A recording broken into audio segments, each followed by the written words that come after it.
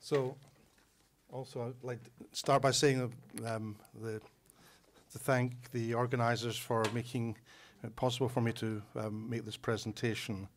This study follows the complex relationship between Polish Jews and ethnic Poles in Scotland during the Second World War, one of the few settings where the two communities faced each other as Polish citizens outside Poland.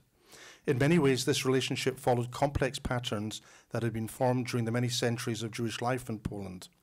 Many of the Polish Jewish medical students had assimilated into the Polish mainstream, adopting the Polish language in place of Yiddish and seeing themselves as what was described as Poles of the Mosaic faith.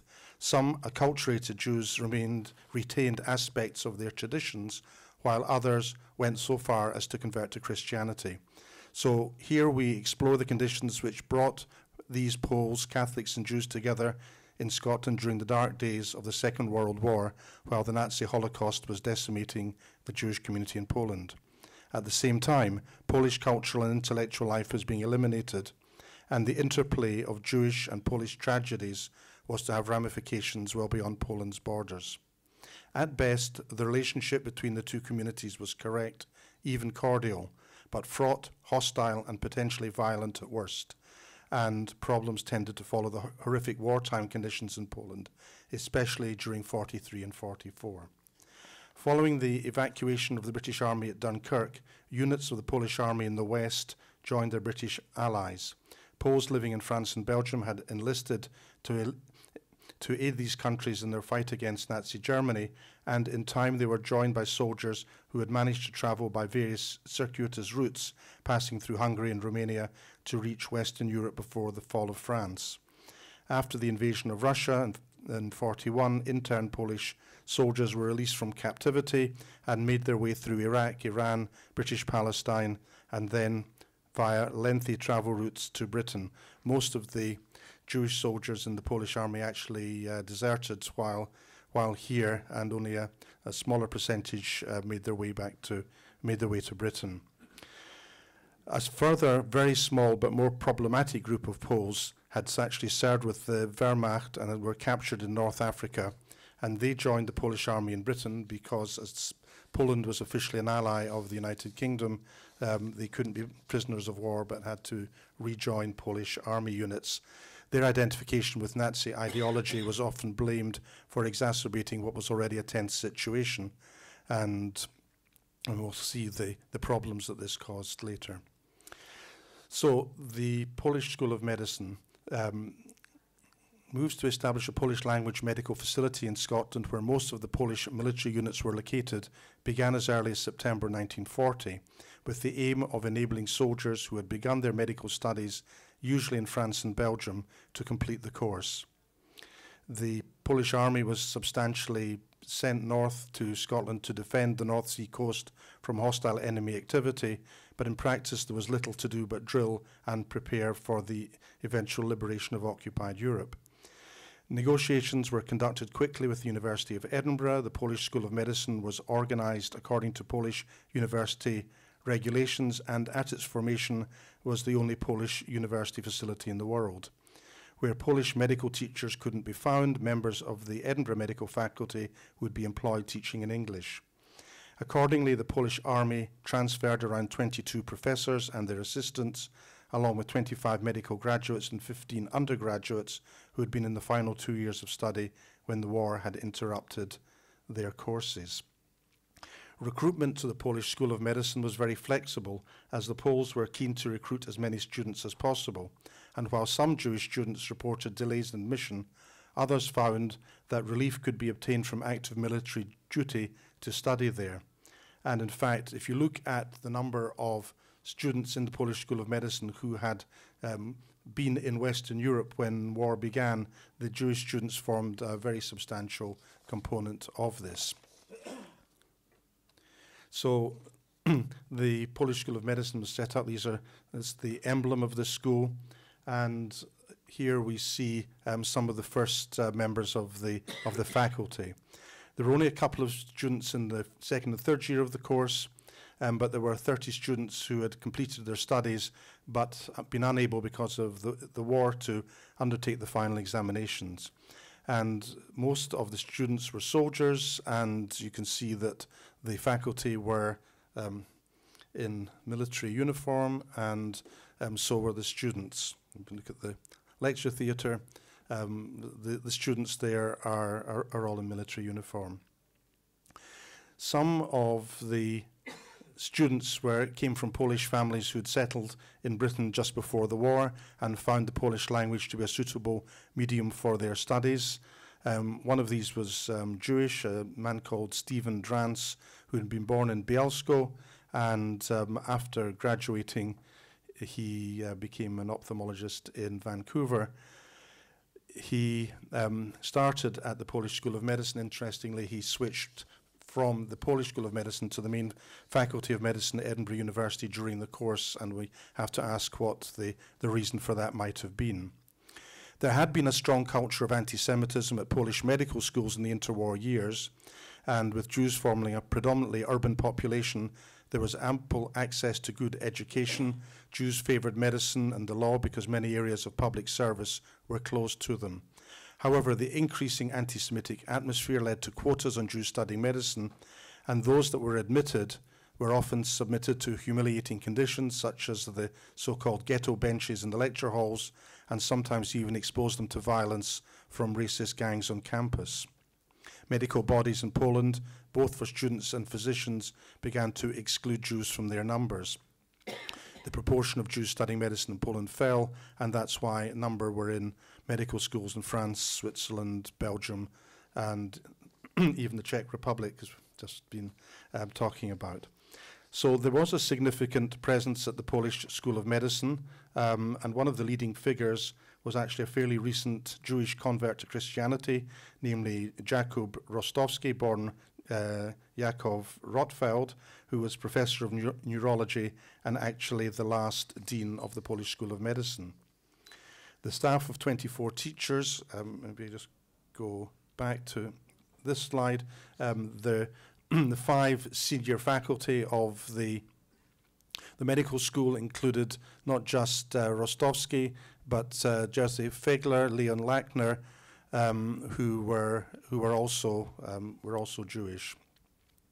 In fact, of the 361 students who went through the Polish School of Medicine as undergraduates, 34 were identified as Jewish, and a further 6 had Jewish origins, so a proportion fairly similar to that of Jews in Poland at the outset of the war. And given that Jews only represented 3% of the Polish army in Scotland, this number was quite significant. The student body ranged from one student, Mordechai Margolis, later known as Mark Martin, who had been educated in a Hebrew language school in Poland, and at the other end, Ludwik Mirabel, who had commenced his studies at Grenoble, later recounted he'd grown up in a highly assimilated family, which saw religion as belonging to, and I quote from him, shabby, jargon-speaking Hasidim. Polish, he said, was a language at home, and I always thought I was a Pole until I heard from the others that I wasn't. He joined the Polish Army in Scotland, graduated at the School of Medicine in 1947, and he also settled in Canada. One of the outstanding graduates of the Polish School of Medicine was the psychiatrist and psychoanalyst Hanna Siegel-Poznanska, and her background represents the Jewish assimilation. One parent converted to Catholicism to prove his loyalty to Poland in 1905, and her mother, Isabella Weintraub, converted at the time of her wedding. She had fled from Poland to France, managed to get to Edinburgh and to join the Polish School of Medicine. After the war, she became president of the British Psychoanalytic Society, vice president of the International Psychoanalytic Association, and held the Freud Memorial Chair at University College London. There were a few graduates, just a few, who remained in Scotland after the war, but as most of the soldiers were sent to the invasion of Normandy and sent to France, most of them who had already left didn't return.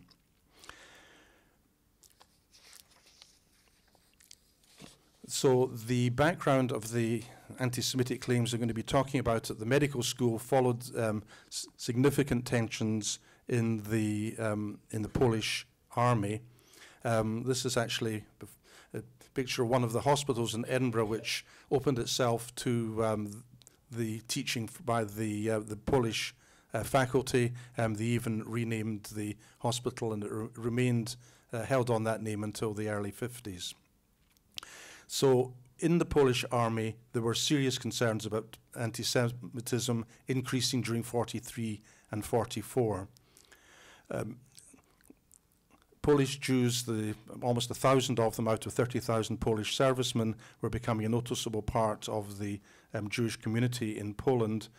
But during 43, claims of anti-Semitism in the Polish army were brought to the Board of Deputies of British Jews in London, and their leadership held regular meetings with British officials and the most senior members of the Polish government in exile, and particularly with Ignacy Schwarzbart, a Jewish representative on the Polish National Council. He carried out some investigations, but found little substance in most of the complaints and very few that could be properly substantiated. The Polish military authorities did have some significant sanctions they could impose on miscreants. Their bases were southern Polish territory, and detention camps were set up around Scotland to hold political prisoners, petty criminals, and undesirables. Conditions were harsh and punishments often severe. At near the end of the war, Pravda described these as the Polish concentration camps in Britain. I think it's termed slightly strong, but there we are. One of the first Jews to be imprisoned in this camp was the Jewish journalist Isaac Deutscher. So the situation became even more unstable in the Polish army, with the 3 waves of desertions during the latter part of 43 and early 44, and the Poles decided that it was unwise to accuse them of desertion and changed the charges to absent without leave, and they had sentenced the soldiers to 2 years imprisonment, but after pressure from the British and American governments, the people were amnestied. Anyway, this was a bit of the background, and the Jewish students faced a level of anti-Semitism on campus at the same time, and there were claims that Jewish students had to sit separately from the other students, and there was also a question about anti-Semitic literature which was being spread around Edinburgh University, an anti-Semitic journal called Walka. And these claims led to a letter being sent to the dean by 21 Jewish students denying all the charges. This is the signatures of the letter. I think my feeling was that if they have to get a letter signed by all the Jewish students saying that there wasn't anti-Semitism, there probably was. One of the signatories, who has his name there as S. Goldberg, actually filled in one of the forms that I saw from Paul's department, where he describes himself as Gebert, which is his mother's maiden name, not Goldberg, his father's name, and describes himself as a Lutheran. And you just wonder that Goldberg is about the 4th or 5th name from the bottom there. So a recent book in English published in Poland considers the letter answered the criticism, but in fact other documentation at the time remembers things somewhat differently, and even speaking to contemporary Jewish students at the university, they were aware that there was an anti-Semitic atmosphere. So in conclusion, the question of relations between Polish Jews and ethnic Poles came into sharp focus both in the Polish army and Polish medical school in Scotland. There were persistent claims of anti-Semitism, but the pre-war Polish effort to remove Jews from the medical profession seemed irrelevant in wartime conditions. Thus, the experiences of Jewish soldiers and medical students varied widely under the watchful eye of the British authorities. Thank you.